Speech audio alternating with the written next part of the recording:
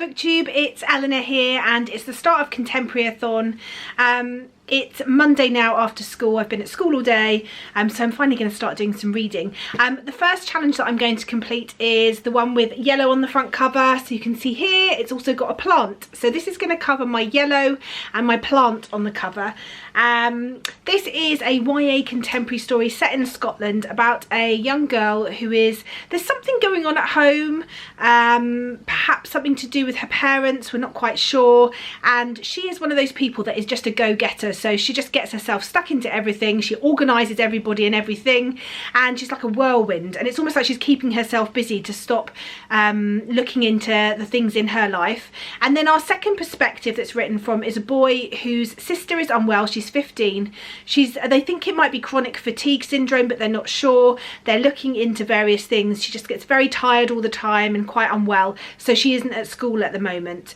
So he's dealing with that at home and how that affects the family, and he gets roped into helping to organise this regatta as part of a local gala that happens in the summer holidays. I don't think he really wants to do it, but Lily seems to have railroaded him and some other people into helping, and because he has experience rowing sailing boats from the local what's it called, marina, harbour, boat club, I think it's a boat club, from the local boat club, she's managed to rope him in, and so he's currently, because I am about 50 pages in, he's currently having to teach Lily how to sail. So as I say, I'm 50 pages in. I started this before I did my graphic novel read over the weekend, which I did a vlog of, so I can link it up above, and I put it down so that I could read graphic novels all weekend, and also obviously I didn't want to get too far into it because it is my book for the Contemporaryathon, so I'm not going to tell myself off too much. I've got such a busy week at work, so I'm going to carry on with this one, and this is going to fulfill those two prompts. So I'll come back to you when I finish this one and let you know my thoughts and my rating, and hopefully I will get this finished tonight. But I am super tired, guys, and it's only Monday, so we'll see. But fingers crossed I managed to finish this one tonight and I can come back to you with my thoughts. Okay, so it's later in the evening and I finished Lily's Just Fine by Jill Stewart, and I ended up really enjoying this one. I think once I'd sort of got into the rhythm of it and got used to the voices of the two characters, because it is told in two points of view. We've got Lily and Tom, and actually their sections are quite short, sometimes only 2 or 3 pages, and at the beginning I felt like that was sort of drawing me out of the story a little bit, and I was finding it sort of a bit jarring to keep jolting to and from between the two characters.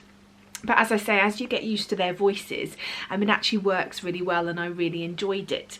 The main idea of the story is that it's the summer holidays, and Lily is this sort of go-getting girl. She's out to just sort of get everybody going, starts all these projects, and is definitely someone that sort of thrives on action and doing things.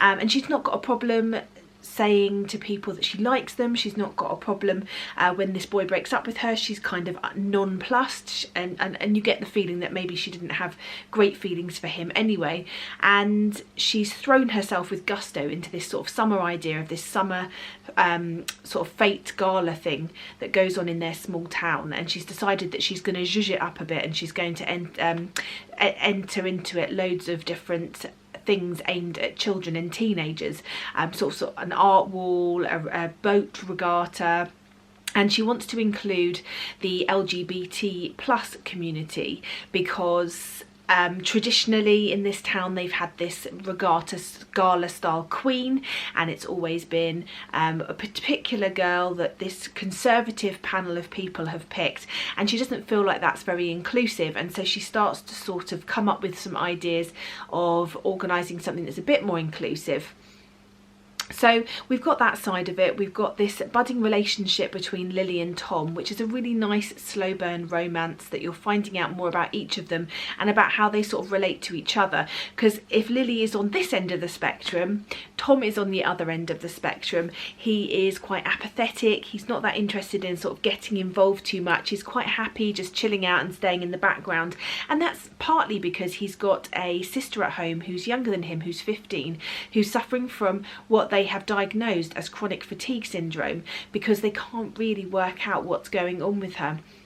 And it's distressing for him and his family. It's distressing for his sister, who gets tired really often. And I really liked that that was a side that was really addressed in the book. We looked at this idea of there not being much known about this particular syndrome, and how frustrating it is when you can't find out what's wrong with you and you can't work out how to make yourself better. Sometimes there's just not a pill you can take and magically make everything better. And I thought that was a really interesting thing to look at, and how that affected the family as a whole. We've also got Lily and her home life, and there's stuff going on in her home life. There is depression that is looked into, and how that affects a family, and how a family maybe with siblings, that there is a big age gap between. Lily is the youngest. She has older siblings who are 8 years plus older than her and have left home and are off living their own lives, and how that affects how things in her family work as well, and the sort of support network that is about around her. So I really enjoyed that. That's not to say that Lily and Tom are flawless characters. They're not. Actually, Lily can be quite annoying at times, because she is so gung-ho and going for things, and sometimes to the point of being insensitive and being quite selfish and a bit self-centered about things. She's very single-minded, and sometimes that can veer her off track and cause problems. So I think from hearing this, you can probably tell that there's quite a lot going on in this book, and you would think that maybe that makes the book less sometimes when books try to pack too much in, and I've definitely found this in books before. It just becomes too much, but actually it just felt quite nice in this story. It felt like it all fit. It felt like it worked together and made a really good cohesive story. I know that this is going to be sort of a series, so in this we have a best friend, Gemma, who is Lily's best friend and also is a friend to Tom, and I think the next book in the series might be following Gemma and something going on with her and her life a bit more, which I think sounds really interesting. It's written really well. I really enjoyed how it was done. I can't speak to how well certain areas are covered, because I haven't suffered from any of the things that are in this. I'm not a member of the LGBT plus community, so I can't say how that is portrayed, whether it feels different to people who are part of that community, but I really enjoyed how it was done. I thought it was done quite respectfully and tastefully. I really enjoyed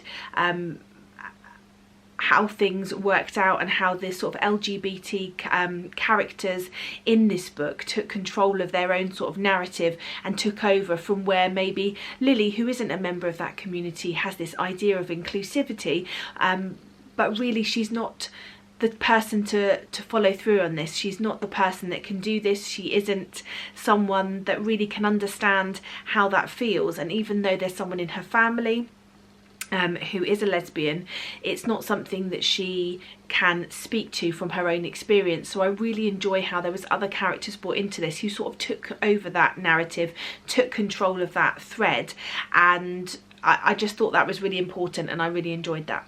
So I ended up giving this one 4 stars. It ticks off my box for Yellow and Plant, and now I'm going to move on to my next one. I'm not sure what it is going to be yet, but I'll let you know when I come back to you next. Okay, so it's Thursday evening and I've just finished reading The Badger by C.M. McKenna. This took me a lot longer to read than I was expecting. It is quite long. It's about 500 plus pages, about 510, but it was one of those books that I just needed to take a slower pace. It wasn't what I expected at all. I kind of expected a dark contemporary, but I expected it to have that sort of sexy, steamy feel to it, and actually that doesn't really have, well, it didn't have any of that for me. This is the story of Adrian, who is in her late 20s, and she's a recovering narcotic addict, and it's caused her to have various problems. At her rock bottom, she was arrested for shoplifting and sent to prison, and she has had things she's done to her sister that she feels horrendous for doing whilst under the influence, and yet her family are really supportive, as is her twin sister, and she's now recovering, but she's struggling to find a job. She's struggling to keep herself motivated, and she's struggling really to sort of get her life together. And then she comes across this man called the Badger, who is a vigilante who's out to sort of reap some sort of justice, or so it seems, for people that commit minor misdoings. And one day our main character Adrian is hit by a car. I think it's when she's going over like a pedestrian crossing, and it hits her, and it doesn't like really damage her. I think it does something to her arm, and she does have to go and get it seen to. But all of a sudden this biked man on a bike comes out, not a motorbike, like a pedal bike, comes out of nowhere and takes this sort of bike lock and smashes this car that's hit her and fires paintballs at it.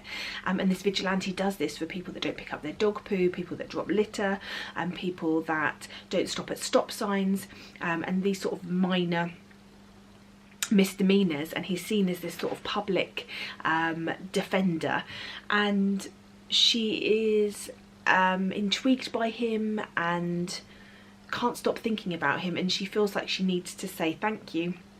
And so she puts herself in a situation to try and get his attention, and when she does, they form this sort of relationship. And it's really about her and her progression to getting over the issues that she's got in life, and also the Badger, who has a horrendous backstory. And I feel like the sex scene part of this is the part that will upset most people, because it's really difficult to read and hear about. He is a man that can't get any sexual gratification unless he's in pain, and yeah, that is not at all sexy or steamy.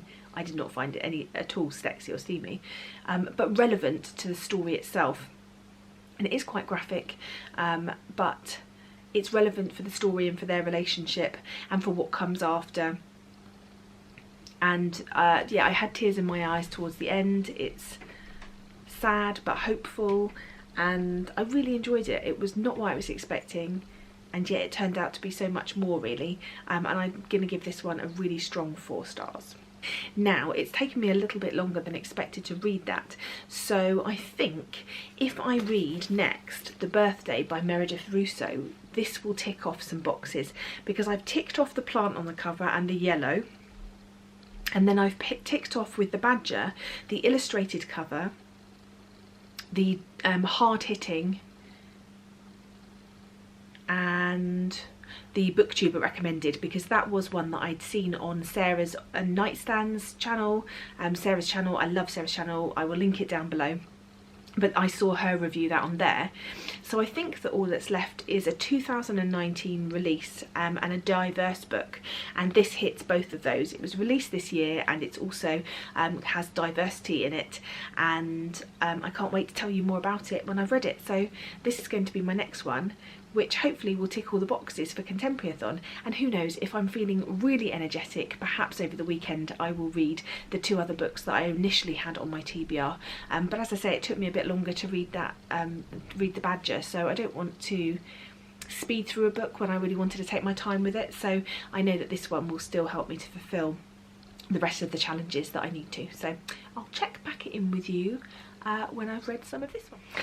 Okay, so I've just finished A Birthday by Meredith Russo. It's now Saturday, so quite a lot of time has passed, but I flew through this book. It took me a while to read Badger, as you know, but Birthday was one that I just flew through, I think in about a day. It's a really beautiful story. It's a story of friendship and of sexuality.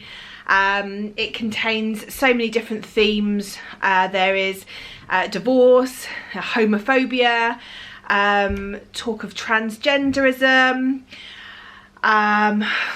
alcoholism, death of a parent. I mean, there is a lot packed in this book.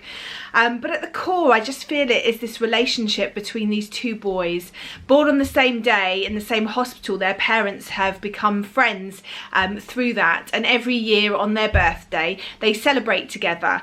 And so this story takes us through both points of view, and we just have a snapshot of that one day every year from the age, I think it starts at 13 or 14, let's check. It starts at 13 on their 13th and ends on their 18th birthday.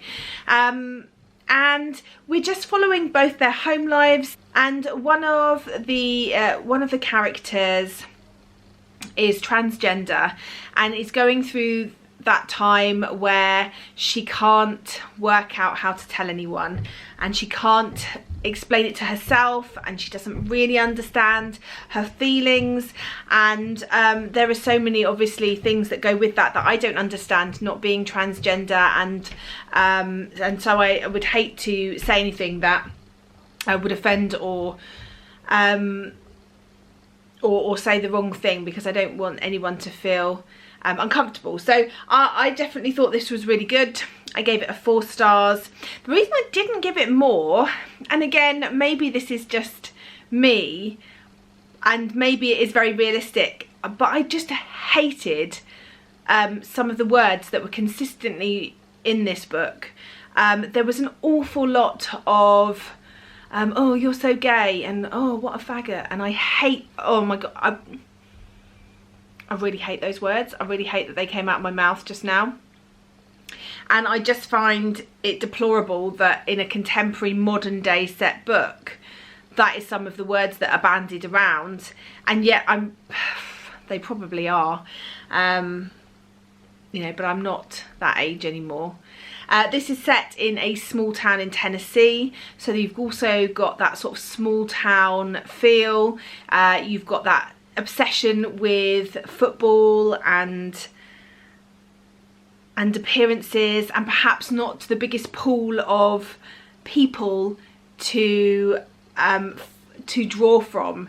So there's no one else when you're in a place where you feel like there's no one else like you. I can only imagine how that must make you feel. And as I say, I can't relate to that. But I'm sure this is going to be really important for a lot of people. So I recommend it, not only because it is a beautiful book, it's beautifully written. This is my first Meredith Russo. I'll definitely be reading If I Was Your Girl, because I think I would really like that too. And this was close to a 5 stars. I just found, yeah, that one bit just jarred me a little bit, and I found that a bit uncomfortable, and I wish there had been some more pushing for communication between the two characters more, because they were sort of closest of friends, but perhaps that's not the type of questions, or you know, it's easier to see from the outside, and we can all say, oh, I would have done it this way, but until you're in that situation, I don't think that you can possibly relate. So yes, 4 stars from me. It's Saturday, so technically I have got another day. I've still got 2 books. I have completed all the challenges with the 3 books that I've read, but I have 3 books still on my TBR that for the end of the month. So it would be really nice if I could get through at least one of them, so that I'm not carrying loads through to next month, because when you see my October TBR, well, I think you'll see why. I hit a lot of snakes, so just saying. Anyway, I'll come back to you tomorrow or a little bit later and let you know my wrap up, how I've done overall, and if I've managed to read anything else. Okay, so I did end up finishing a whole book in a day, so I read a bit of a bonus one. This is what it looks like, really. This is a proof copy. It's called American Royals, and it's by Catherine McGee. I ended up listening to this yesterday on audiobook and finished it before the end of the day, and it was quite a feat, because that's 400 pages worth of book, but it was just so addictive, and just one of those books you just wanted to gobble up. It's about, well, it's set as if America had a royal family, and you are following the future queen, who is sort of tipped to be the first ever queen to take over. It's normally kings, but she is going to be the first queen. Her father has been teaching her the ropes, so she has to be very proper. She's now been asked to sort of pick a husband, and she's, you know, not somebody necessarily she's in love with, and there's sort of things going on there. There is somebody that she likes. There's also the sister, her sister Samantha, who just doesn't really know what's going on with her life. She feels a bit like a spare wheel. She feels like she doesn't know what she's doing, and she has a best friend called Nina, who is having a relationship with her twin brother. Not her own twin brother, Samantha's twin brother.